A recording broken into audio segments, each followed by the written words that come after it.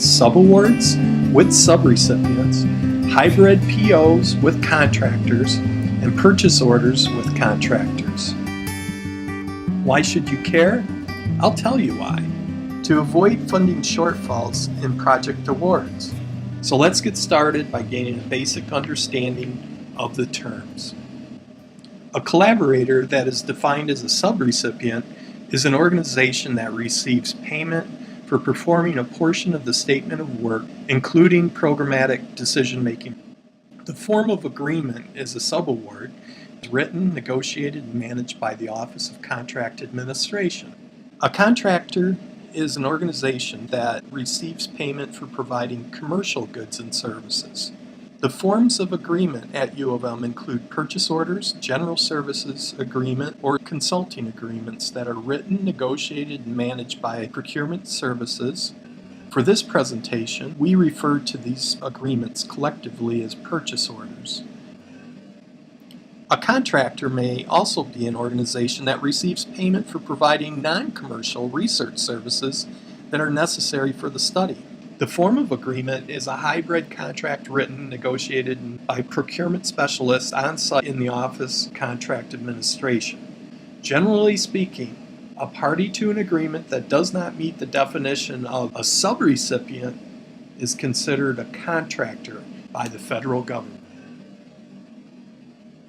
The Office of Contract Administration can help a project team determine the proper business relationship if adequate details are provided in the statement of work. Why is this important? Because indirect costs are assessed differently for subawards versus purchase orders and hybrid contracts. Subawards are assessed indirect costs only on the first $25,000 of the subaward amount. When the relationship is that of a contractor, indirect costs are assessed on 100% of the contracted amount. So understanding how to apply the appropriate classification will ensure you request the correct funding amount from the sponsor.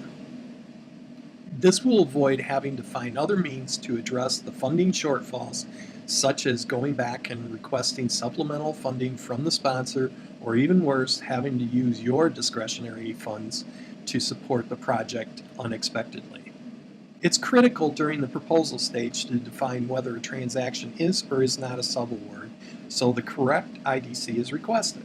Some teams know the difference between the classifications. They simply don't want to ask the sponsor to pay the appropriate indirect cost U of M is entitled to receive for fear that the sponsor will consider the proposal way too costly and turn it down.